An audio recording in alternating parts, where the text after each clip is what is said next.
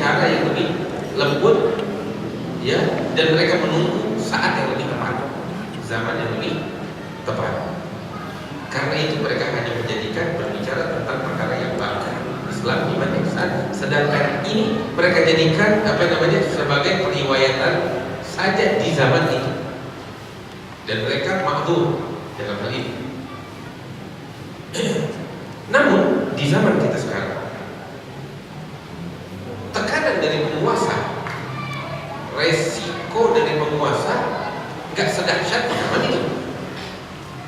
Sekarang zaman kita zaman reformasi, itu mau ngomong apa aja ngomong, nggak ada larang, nggak ada. Zaman itu kita bisa ngomong. Makanya Sayyidina Abu Hurairah bilang, saya diberikan oleh Rasulullah ilmu yang sangat banyak, yang saya dan yang saya sampaikan kepada kalian hanya satu dari dua dari ilmu yang saya miliki. Di ilmu yang kita dapatin dari hadis Rasulullah itu cuma satu bagian dari dua. Yang satu lagi yang tidak disampaikan oleh Sayyidina Abu Hurairah, beliau bilang, "Lau bathaftuhu la kunti ahadakum." Kalau saya sampaikan ini ilmu, maka ini leher saya akan dipegang. Siapa yang punya hak untuk menggali? Artinya ini ilmu ada kaitannya dengan ilmu tanda-tanda hari kiamat, yang mana tanda-tanda hari kiamat punya kaitan juga dengan yang mereka pakai itu. Ya, itu yang membuat mereka menyatakan rukun 3 dan alamat saat sebagai lanjutannya. Sedangkan di zaman kita resiko itu udah gak ada. Ente mau ucap apa aja silakan, nggak ada masalah. Kalaupun ada kayak seberat zaman itu. Terus juga zaman kita ini zaman gejolak, zaman fitnah. Rasul Shallallahu Alaihi Wasallam pernah bilang di dalam hadis, apa beliau bilang?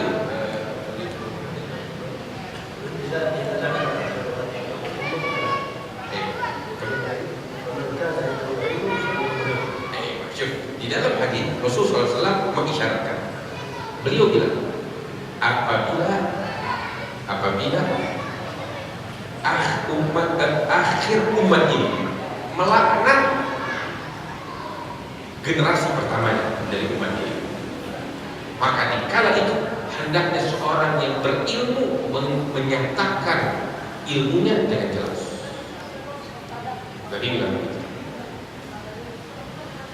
Nabi bilang, apabila umat di akhir umat ini melaknat generasi pertamanya, artinya kejadian itu nggak terjadi di zaman generasi pertama, sebab generasi pertama adalah korban dari generasi terakhir.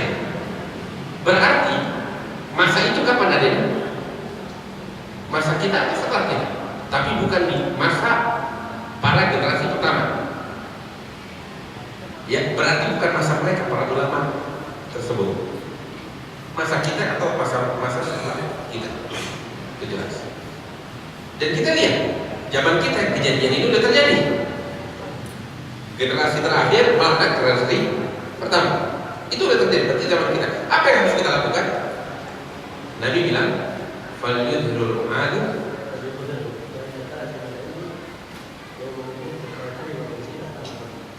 Maka hendaknya seorang alim yang mengetahui suatu ilmu, dia nyatakan, dia perlihatkan, dia sampaikan ilmu yang dia miliki. Sebab kalau dia tutup-tutupi, maka seperti hukumannya dari Allah seperti orang yang menutup-nutupi agama Allah Subhanahu wa Ta'ala. Baik, berarti itu bukan di zaman generasi pertama, generasi kita. Ya, dan ilmu yang selama ini dinyatakan, inilah ilmu hadis, ilmu fikih, ilmu iman, ini jelas. Selama ini sudah dinyatakan, iya kan? Tapi ilmu beginian siapa yang pernah menyatakan? Ini ilmu atau bukan? Dasarnya dari hadis-hadis yang sahih, yang bahkan bagian dari agama. Ya. Selama ini, ya, penjelasan secara nyata itu yang tadi dijelaskan alasan-alasannya kenapa. Dan ini di zaman kita datang perintah langsung dari hadis tersebut. Hendaknya dijelaskan, disampaikan ilmu. Saya kira ونقطة أخيرة في نفس النقطة هذه أن ما يتكلمون عنها كثير من الناس من إحراج أنفسهم وإحراج الآخرين في الكلام عن العلماء الأوائل أنهم قصروا، أو أن العلماء المتأخرين يعني تجدون تقولون أنهم جاءوا بما لم يأتي به الأوائل، وهل يترتب على ممكن على من الساعة كفر أو لا؟ هذا الكلام يقول شيخنا نبرأ إلى الله من أن نتهم الناس أو نقع في إساءة إلى أحد أو نتهم العلماء بالتقصير والعياذ بالله، أو نرتب على أساس هذا العلم تكفير أحد أو تحمل شيء من الإثم. ولأجل تفهم هذا أكثر بما أنك ما شاء الله تقرأ العربية بطلاقة، كتاب دوائر الإعادة وهو الثاني في سلسلة هذا العلم، النبذة الصغرى فيتفرع منها نبذة النبذة، نبذة النبذة مختصر النبذة، بعد النبذة دوائر الإعادة التي تتكلم عن كيف نعيد الركن الرابع إلى الدائرة الكاملة للدين. ستجد فيه عنوان في صفحة 63 أقول ما فتشت عليها أنا في الكتاب بعنوان لماذا نعذر العلماء الأوائل في تجاوزهم لهذا الركن. اقرأها وستجد فيها التفصيل الأخر. Apa yang disampaikan dari pertanyaan terjemahan jelas nggak? Jelas nggak kira-kira? Di sini masih ada satu yang ganjil. Berarti mereka para ulama terdahulu ada kurang ya? Iya. Terus orang-orang yang baru sekarang ini, ya kami ngomong seperti ini nih bahasanya dalam hal ini guru kita Abu Bakar.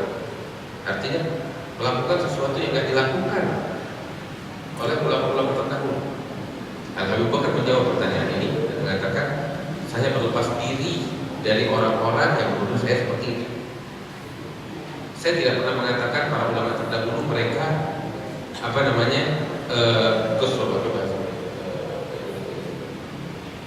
kurang di dalam menyampaikan tidak. Yang mereka sampaikan sempurna. Ya, yang saya sampaikan pun adalah bagian dari apa yang dulu pernah mereka sampaikan, hanya saja dengan kemasan yang berbeda. Itu satu. Kedua, ini perkara bukan perkara yang menjurus kepada yang percaya atau yang tidak percaya, ya, kepada kekafiran. Tidak. Ini bukan perkara yang menjurus kepada kafir atau tidak kafir. Ya, yang jelas kita semuanya meyakini tentang tanda-tanda hari kiamat. Adapun kemasannya, kemasan boleh beda. Saya kira jelas ya. Mereka menyampaikan ulama-ulama terdahulu, namun dengan cara, dengan kemasan yang sesuai dengan keadaan zaman itu yang barusan saya jelaskan, gejolak penguasa, diktator dan lain sebagainya. Mereka menyampaikan ini, tapi dengan kemasan yang semacam itu, yang cocok dengan zaman itu. Sedangkan di zaman ini disampaikan dengan kemasan yang cocok dengan zaman ini. Kemudian juga di zaman ini kan semua boleh bicara, ya, karena itu disampaikan. Yang kedua lagi, bentuk semacam ini nih, ada yang rukun, ada ini ya, ini menarik, sesuatu yang baru bikin orang tertarik seperti itu.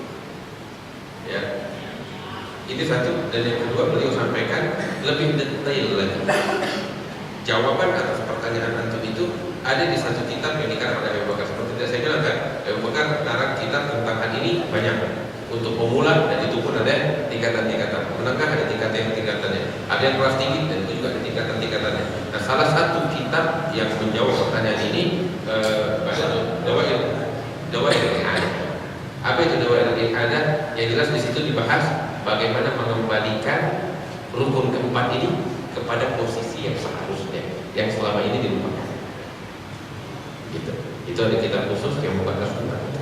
Wa amma Ruwaybidah فهو مفهوم ذكره النبي صلى الله عليه وسلم قال يخون الأمين ويؤمن الخون ويصدق الكاذب ويكذب الصادق وينطق الرويبضة. قيل وما الرويبضة يا رسول الله؟ قال التافه يتكلم، الرجل التافه يتكلم في شأن العامة. ما أعتقد أن هذا يحتاج شرح. افتح أي قناة كده أمامك وانظر إلى الذي يتكلم في أحوال الأمة، محلل سياسي، محلل اقتصادي، خبير في شأن الجماعات ما أدري إيش، وربما لا خلاق له من الله ولا يركع إلا ركعة، يمكن غير مسلم.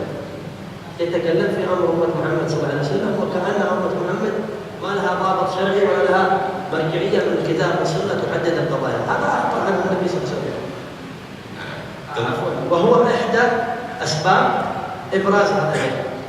بدل أن نتلقى علومنا وتحليلات حياتنا من الشرق والغرب، نتلقاها من النبي محمد صلى الله عليه وسلم، وهو الذي ما ترك باب إلا وتكلم فيه عليه الصلاة والسلام.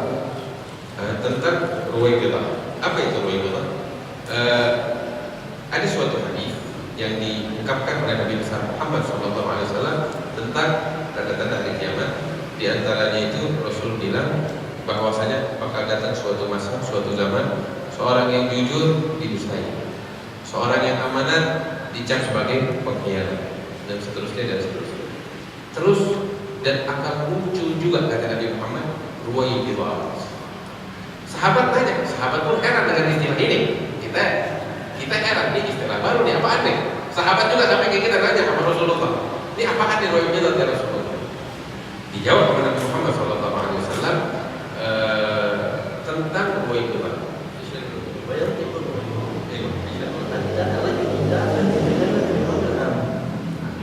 Nabi bilang ar-rajul tafi' yatakallam fi umuril Ruwaibidah itu ketika ditanya Rasulullah, beliau menjelaskan Ruwaibidah itu adalah orang yang recehan, ini maaf istilahnya saya, bahasa saya, orang recehan terus belagu pengen ngomong tentang perkara yang besar. Orang recehan kagak ngerti apa-apa terus belagu menjadikan dirinya sebagai pengamat, yang cerdas, dia bicara tentang apa namanya perkara yang besar, dia apa namanya fonis ini, ada namanya Ruwaibidah. Lihat gak kayak begini zaman kita? Nyambung. Nah itu Ruwaibidah kata Rasulullah. Itu dia. Apa yang disebut sama Nabi secara detail terperinci, sifatnya nyata disebut sama Rasulullah. Saya kasih contoh. Sekarang nih, perkara agama Nabi Muhammad SAW dan gejolak yang terjadi. Emangnya urusan agama itu sudah terjadi? Kan enggak, urusan besar. Banyak perkara ulama besar nggak ada yang berani ngomong di situ. Mesti ngumpul. Datang orang recehan kita ini zaman sekarang main ngasih hukum ini, sok tahu dia ngamat, dia mestinya begini, dia mestinya begitu. Dia main kondisi. Itu namanya Ruwaibidah. Jelas? Paham kan? Nyambung kan? Ada Ruwaibidah. Di zaman kita banyak. Ya, mungkin bagian dari Ruwaibidah ya pengamat-pengamat yang ngaco. Dan ini banyak, hampir sebagian besarnya. Kemudian juga banyak di antara umat manusia yang terpengaruh dengan para Ruwaibidah. Iya kan? Buktinya kita kalau lihat orang ngobrolin hangat panas tentang suatu permasalahan, inilah itulah, ngambilnya dari mana? Landasannya dari para pengamat, orang-orang yang kagak ngerti agama, yang kagak pernah sujud sama Allah, yang nggak pernah sujud sama Allah, terus mau bicara tentang agama Allah. Cuman ya alasan kita nih apa namanya membangun pola pikir kita dari mereka. Ya Bu, ini keadaan kita. Karena itu Al-Habib Abu Bakar mengarang atau menjelaskan ilmu tentang fikih tahawulan supaya apa ya? Supaya ini ada aturan, jangan sembarangan orang pada ngomong. Jangan sembarangan ada ngomong. Ini ada aturannya, ini ada sistemnya, ini ada tawabin. Gak sembarangan mereka asal ngomong. Kembali kemari. Ini timbangannya di sini. Saya kira itu. Ini salah satu tujuan beliau memunculkan apa yang harus dimunculkan daripada ilmu alamatus sa'ah yang terbuka. وجزاك الله خير الجزاء على التدقيق في المتابعة والإحسان، لأننا أمام علم كامل لن نستطيع في يومين أن نقرأ النبذة كلها، لكن نحن نأخذ ما تيسر من مفاتيح، والله يفتح لنا ولكم فيها، لأنه لا يزال علم عطاء الله فيه وافر، لا تزال فيه مودعات تحتاج إلى فتح. الله يجعلنا وإياكم من أهل المفاتيح للخيرات والمغانم المشهورة. Beliau bilang didoakan ini pertanyaan ini menarik banget tadi, banyak membuka banyak hati mereka. cepat. Ini satu pertanyaan ini cukup mewakili yang lain kelihatannya ya. Kita bisa lanjut ke pembahasan yang akan dilanjutkan. Terus nanti juga di akhir ada sesi tanya jawab. Mungkin dari ibu-ibu kalau mau nanya boleh ditulis ya, nanti disampaikan ya. Kemudian insya Allah kita bakal lanjut di hari yang sama, di waktu yang sama ya. يا أخي بسم الله. تكلمنا في الجلسة السابقة عن معرفة دين الله بالأركان الأربعة أو المواضيع الأربعة أو الأمور الأربعة وأهمية دراستها. الآن هناك ما يسمى الوحدة الموضوعية والوحدة الشرعية لحديث جبريل. يعني كيف بني نظرنا إلى أنها أربعة وأتبعنا الرابع الثلاثة الأولى في أهميتها لأمرين: الوحدة الموضوعية والوحدة الشرعية لحديث جبريل عليه السلام. الأول من ذلك عندما يصعد إنسان على المنبر مثلا فيقول قال الله تعالى الحمد لله رب العالمين، وقال الله تعالى وأمر ربك أن لا تعبدوا إلا إياه وبالوالدين إحسانا، وقال رجل لرسول الله صلى الله عليه وسلم أي الأعمال أفضل؟ فقال بر الوالدين. وقال الشاعر الأم مدرسة إذا أعددتها أعددت شعبا طيب الأعراق، وأسأل الله أن يجعلنا وإياكم من البارين. إذا سألتكم عن ماذا يتحدث هذا الخطيب ماذا سيكون الجواب؟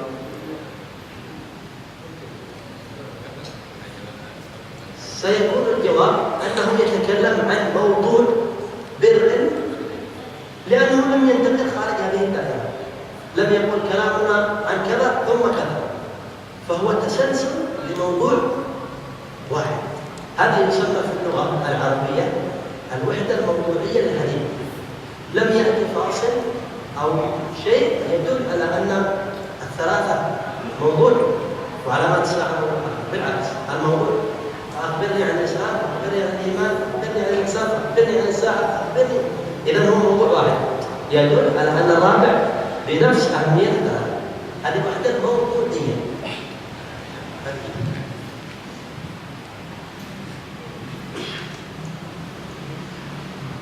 Gini ya, saya kasih contoh apa yang beliau sampaikan. Ini banyak di antara kita para guru, para asatidzah, ya, para dai. Kita mungkin ngajar, kita mungkin ceramah. Dalam suatu ceramah kita mungkin suatu waktu kita membahas satu tema tertentu. Katakan dalam hal ini tema yang kita bahas tentang birrul walidain. Bagaimana ceramah kita? Kita bawain suatu ayat tentang birrul walidain, wa ta'budu iya, wa bil walidaini ihsan. Terus kita bawain hadis Nabi Muhammad, beberapa hadis tentang birrul walidain. Kemudian kita bawakan ucapan para penyair, para ulama tentang kemuliaan birrul walidain. Ini semua pembahasan utuh dari awal sampai akhir. Namanya, temanya apa?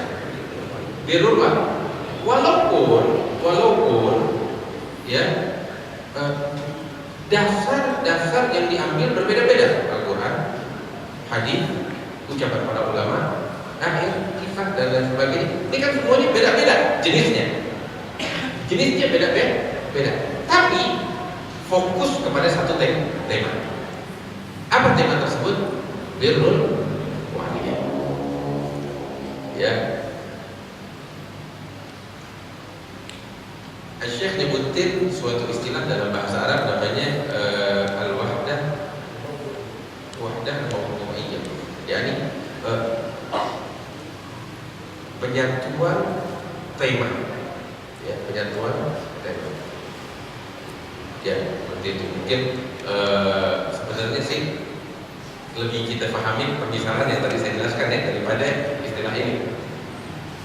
Ya, cuman intinya nih yang tadi saya jelaskan kepada memang. خلاصة الوحدة الموضوعية والوحدة الشرعية حتى لا نطيل الكلام فيها أن الوحدة الموضوعية لا يوجد في النص تقرير ملزم بالاتفاق، ما في شيء يدل على أن هناك اتفاق، هذا كلام متسلسل. هذه الوحدة الموضوعية. الوحدة الشرعية أن الكلام في هذا الحديث يتكلم عن الأربع المواضيع مجتمعة في دائرة واحدة عبر عنها النبي أمر دينه أو دينه. إذن هي كلها في موضوع واحد هو الدين أو أمور الدين. هذا الوحدة الشرعية. Terus juga dari tema tadi saya sudah jelaskan, ya. Rosok atau sorof. Gini deh, pakai bahasanya deh gampang ya. Sebenarnya ini intinya, kalau kita fokus kepada hadis Nabi Muhammad SAW, ya, walaupun di situ dibahas 4 jenis, tapi temanya sama. Apa temanya?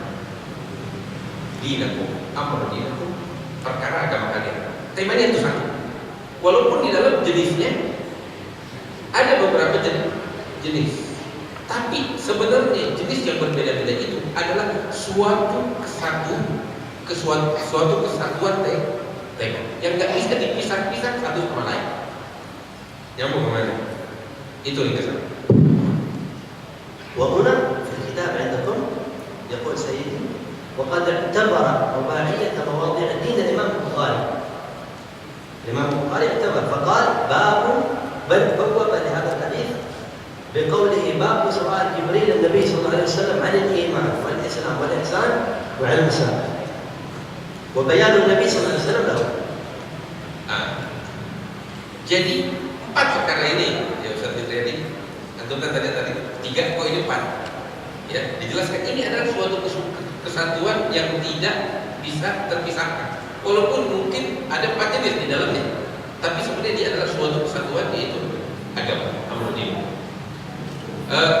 Sebagai suatu bukti bahwasanya ini 4 perkara sebagai suatu kesatuan yang tidak terpisahkan, dalam kitab Sahih Bukhari, Al-Imam Bukhari menyebutkan suatu bab.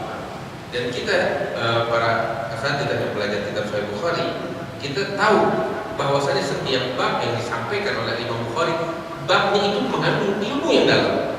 Artinya segala ucapan dari Imam Bukhari adalah hujjah.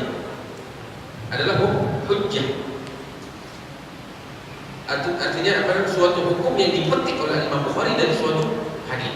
Dalam kitab Sahih Bukhari ada satu bab. Imam Bukhari menamakan bab ini bab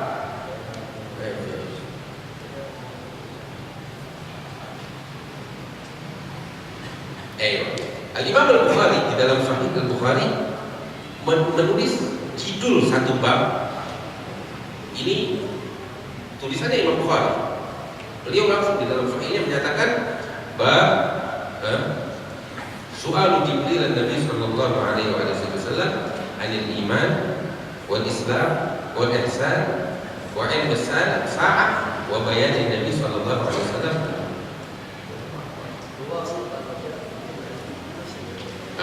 Wajah Jibril alaihi salam yu'allimukum dinakum faja'ala dzalika kullahu dinallah. Dalam itu bab Imam Bukhari mengatakan, ya, menjelaskan menulis judul dari bab hadis yang ada di Bukhari. Dia bilang bab pertanyaan Jibril kepada Nabi tentang Islam, iman. Ini ucapan Imam Bukhari nih. Ihsan, nggak cuma 3, ada kelanjutan ya kan? Wa ilmu sa'ah. Dan masih lanjut di ucapan Bukhari dan penjelasan Nabi tentang dia. Nggak bilang ilmu sa'ah sendiri, nggak bilang Islam sendiri, nggak bilang iman sendiri, tapi bayanin Nabi lalu secara keseluruhan itu. Suatu kesatuan.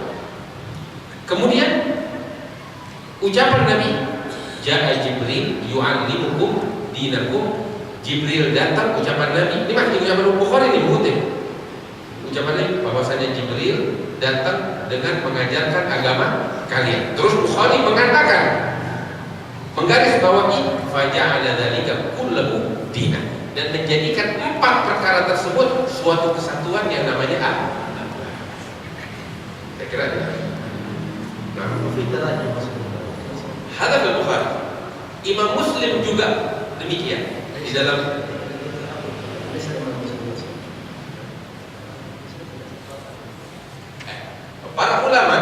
setelah Imam Muslim, para ulama setelah Imam Muslim di dalam menjelaskan hadis tersebut, judul yang mereka tempelkan, para ulama menempelkan judul untuk hadis Sahih Muslim tersebut, mereka menempelkan babu bayan iman wal Islam wal ihsan wa asyratis sah. 4 perkara dalam suatu kesatuan. وهذا جواب على السؤال. أن العلماء لم يغفلوا الكلام، لكن لم يكن وقتهم يستدعي كثرة القصد، أشاروا إليه موجزا. Jadi ini jawaban pertanyaan itu. Ulama nggak tutup mulut tentang ini. Mereka menjelaskan, ya mereka menjelaskan hal ini, tapi nggak secara perinci. Sekarang karena memang keadaan nggak mendukung saat itu untuk mereka. Saya kira kan. هذه الوحدة الموضوعية والشرعية. الموضوع الذي بعد هذا ما هي وظيفة الركن الرابع من أركان الدين اللي هو علامات الساعة؟ ما هي وظيفته؟ له وظيفتان. الأولى تجديد لغة فقه الدعوة إلى الله تبارك وتعالى، وهذا دقيق ويحتاج تركيز. فقه الدعوة إلى الله سابق أم فقه الأصول؟ ما الاتجاه؟ سابقا بالنسبة لدعوة النبي محمد صلى الله عليه وسلم، هل جاء الحبيب عليه الصلاة والسلام يقعد بعلم الأصول من يوم بعث؟ جاء داعيا إلى الله. كل تفريعات علوم الأصول جاءت بعد ذلك، حتى الشرائع. جاء النبي صلى الله عليه وسلم يدعو الناس إلى كلمة لا إله إلا الله وإلى الفضائل حتى قبل أن تفرض الصلاة. فرضت الصلاة في الإسراء والمعراج بعد أكثر من 10 سنوات من النبي أو قريبا منها. إذن فقه الدعوة إلى الله سابق لفقه الأصول، وفقه الدعوة يتجدد. نحن عندما سنخاطب اليوم أهل الزمان والعصر لا يمكن أن نتكلم بنفس اللغة التي تكلم عنها من كان قبل 100 سنة، ولا يمكن أن نتكلم باللغة التي تكلم بها قبل 200 سنة. أقصد باللغة ليس مثلا اللغة العربية ولا الملاية ولا صيغة أسلوب التبليغ. يقال لغة الآن هو لغة الإنترنت، هل الإنترنت لغة الأسلاك أسلوب طريقة. فلغة الدعوة إلى الله تتجدد بتجدد الزمن. لماذا؟ لأن الله بعث النبي صلى الله عليه وسلم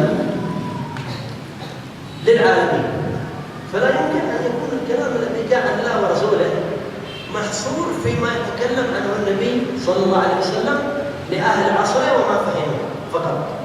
من أين تأتي بهذا الكلام؟ عندكم في الكتاب كلام سيدنا عبد الرحمن مصطفى العيدروس، اقرأوا النص حتى تكون الصورة واضحة معنا. أيضا في صفحة 10 في كتاب العرف العاطر تمييز الخواطر يقول سيدنا عبد الرحمن di catatan kaki nomor 3. اعلم أن لكل آية من القرآن ظهرا، أي هو تفسيره المتعارف. Ini catatan kaki nomor 3, lihat kan? Di situ ditulis apa yang disampaikan oleh Al-Habib Abdurrahman Mustafa Al-Aidrus di dalam kitabnya Al-Qafl Al-Atir fi Ma'rifatil Khawatir wa Ghairi min Al-Jawab. Ini nyambung ke halaman 11. Ya, catatan kakinya. Nah, ini yang dibacakan. أن للقرآن ظاهر، لكل آية من القرآن ظاهر. هذا ثبت في الأحاديث الصحيحة. يقول في سيدنا عبد الرحمن بن مصطفى أي وهو تفسيره المتعارف عليه، وحده ألا يتجاوز المنقول، وعليه يحمله قوله صلى الله عليه وسلم من قال في القرآن برأيه فليتبوأ مقعده من النار. وبطنا للآية وهو التأويل، وهو ما تشير إليه الآية. وإيش ضابطه؟ وحده ألا يتجاوز الكتاب والسنة مع عدم الجسم، لأن المراد بهذه الآية هذا ولا غير، كما فعله الباطنية وغيرهم من التأويل. إذن القرآن كما يقولون أهل العلم حمال وجوه. أعطيكم مثال بسيط وهو ما يذكره سيد الحبيب أبو بكر: وأما بنعمة ربك فحدث. كل الناس تعرف أن التحديث أول ما يقول ما بنعمة ربك فحدث، الحمد لله، تحديث حديث عن النعمة، إظهار النعمة، هذا واضح. لكن الآية تحمل معنى آخر، حدث يعني جد، من باب نعمة الله كما يظهر مع الزمان المستجد جدد. هذا الجهاز الذي أمامي جديد، هل كان في عصر النبي بلغة أهل العصر هؤلاء بدعة؟